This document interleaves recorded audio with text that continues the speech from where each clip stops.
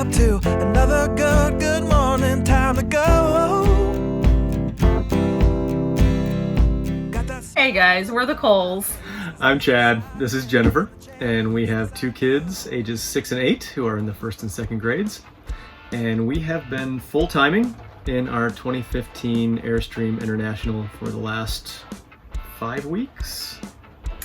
Yeah, we've talked about it for a long time, and of course, like many other people, when COVID hit, we decided to bite the bullet and purchase our first RV. So it's a big learning curve for us. We've learned a lot, and so far we're loving it. Introducing Big Tin Bob. By myself, I am alive, and I soar. Still I run towards the wind and let the child. So Big Tin Bob is a 30-foot Airstream. It's a 2015. We inherited Bob. Not inherited. That's the wrong term. Adopted. We adopted Bob from a lovely couple who purchased Bob brand new in 2015 and full-timed in it for 5 years. Much like us, they were new to the entire experience, jumped in with both feet, and absolutely loved the lifestyle. We, It's an international signature, and we named it Big Tin Bob. Actually, our 8-year-old son named it Big Tin Bob. Yeah, before we get into too much detail about all these things that we've learned, we want to talk about first why we chose Airstream. So we had talked about doing this for quite a while. Jen and I both work remotely for separate companies, so we had some flexibility. And then when the pandemic hit back in the spring and schools were shut down, it became much more of a reality that this could be feasible. More of a daydream previous to that, and when everything kind of fell off a cliff, we said, maybe we should actually try this. We initially went to one of the larger dealerships that didn't carry Airstreams. They carried a wide variety of other travel trailers, lots with slide outs and fancy features. They had a few that met the criteria we were kind of looking for initially. We actually put down a deposit on one, and the next day didn't feel great about it, if that makes sense. And I guess you don't know what you don't know, because after that we went and looked at an Airstream, and it was pretty much game over. The fit and finish is so nice, and the detail that they put in here is just, it's beautiful. You know, it just did not compare at all to the other RV that we had looked at. So we called that dealership, we canceled our deposit, and we were on the search for our first Airstream.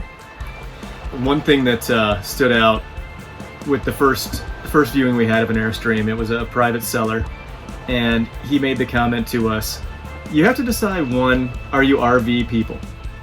And if you decide yes you are, then are you Airstream people? Because there's a pretty wide variety out there, and there's a big difference. There is. There's a big difference because a lot of the RVs out there have a lot of electrical pieces. What do you say? Yeah, kind of creature comforts. Press a button, they will stabilize, level. They do a lot for you. Yeah, so that means there's a lot of things that can break down too. Absolutely. So that was one of the big things about the first time we stepped into an Airstream, is that a lot of things are very mechanical, which means that they're also very serviceable. So like the windows, the way they open, you know, it's all, you're using your hand to push up a lever to push out the window. So when we decided that everything else was out and we were going to look for an Airstream, number one, we always appreciated the iconic style. That was something that always drew us towards Airstreams, but to be perfectly honest, we didn't think that we would be able to afford the size travel trailer in an Airstream that we would need to be comfortable for a family of 4, full-time living, right, on the road. The price points tend to be a bit higher than some others, but in that you get some pretty exceptional engineering, and they also hold their value extremely well. But when we started looking, we originally thought we wanted a bunkhouse model. And the reasoning behind that was we were of the mindset that we didn't want to have to erect and then take down bedding for at least 2 people every single day. And we thought our kids would really enjoy sleeping in bunk beds, that they would get excited about it. Right. So the problem was, when we decided to buy an Airstream, everybody else in the world was looking for a travel trailer. So inventory was extremely low, turnover was exceptionally high in the used market. I mean, things were going within a matter of hours. We would see things posted, reach out as a general inquiry, and get a response, nope, sorry, sold. And that was pretty consistent for several months. We finally found Big Tin Bob online, contacted the seller, and opened a dialogue, which turned out to be really, really amazing. The people that we bought it from, like we said, lived in it full time for 5 years, right? They knew everything about it. They took exceptional care of it. And there's a certain amount of pride of ownership in Airstream that I don't know that you necessarily find in other brands, and talking with friends of ours that own other models of travel trailer. Yeah, so there's a very tight-knit community. You know, you're driving down the highway, pulling your Airstream, and other people passing you on the 4-lane highway or flashing you to say hello. I mean, that's one of the big selling points, or one of the big perks, I guess I should say perks, is that there is a big community, and there's a lot of people out there on forums and social media that are talking about the Airstream and how to fix little things. And like Chad said, it's really serviceable, so we've learned a lot, little things. I mean, it's a moving home, so things are going to come loose and need to be fixed. And luckily on this Airstream, it's easy to figure out. Like, we've been able to figure it out. I mean, we're kind of handy, but as somebody very wise once pointed out, it's kind of like a rolling earthquake going down the street. So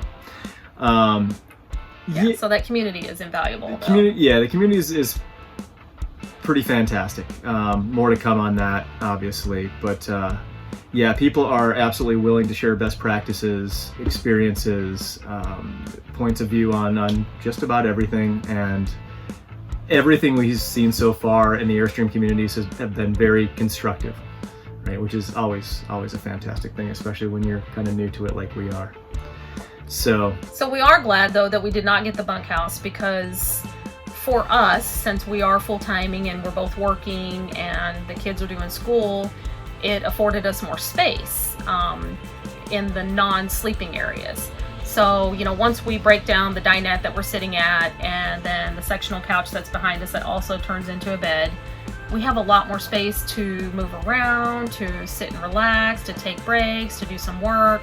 I mean, not to mention you've got the great outdoors. As much as possible, we're doing schooling at the picnic table outside, or down at the campground pond, or, you know, wherever it is you're at, you find a great space to sit and do some work. I mean, that's the whole point of doing this, is getting to the great outdoors and going to new places and spaces. But at the same time, inevitably, you will have periods of time where the weather is not conducive Like to being today. outside. Like It's today, raining. it's pouring rain. And you need to be comfortable in the space that you have. And we found this model, this layout, to be very conducive to our needs.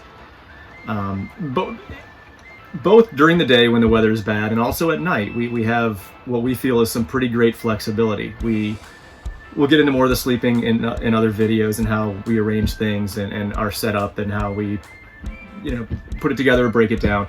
But we have a lot of options in this layout, which a lot of the different floor plans offer.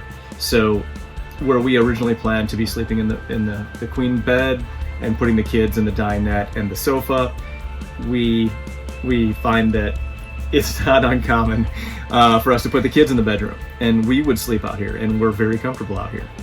But it affords us the ability to work later in the evening if we need to, if we've been traveling all day. Or put the kids to bed and go in and out of the door, which is near these 2 beds, to go sit by the campfire and have our own evening outside.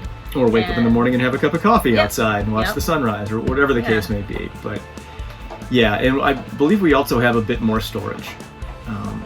What we would give up in the bunk model affords us a bit more in closet space and just overall storage. And we have to give a lot of credit to the community itself for posting so many informative videos. So we did a lot of research prior to kind of setting off on this adventure, and we learned a tremendous amount from a specific handful of different bloggers and websites.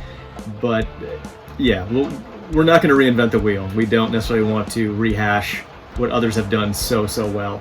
But we do want to share our experience with some of those tips and tricks and best practices, what we've learned, and things that we still don't know, that we're still trying to figure out. But so that you know that if you are thinking about doing it and you want to do it, it's possible. It's fun. Do it. Our Airstream is great. It's comfortable. We love it. And yeah, we want to share our experiences. Yep. Thanks, everybody. Look forward to seeing you again soon. Living free, Bye-bye. living free, and I was meant to be free, meant to be free.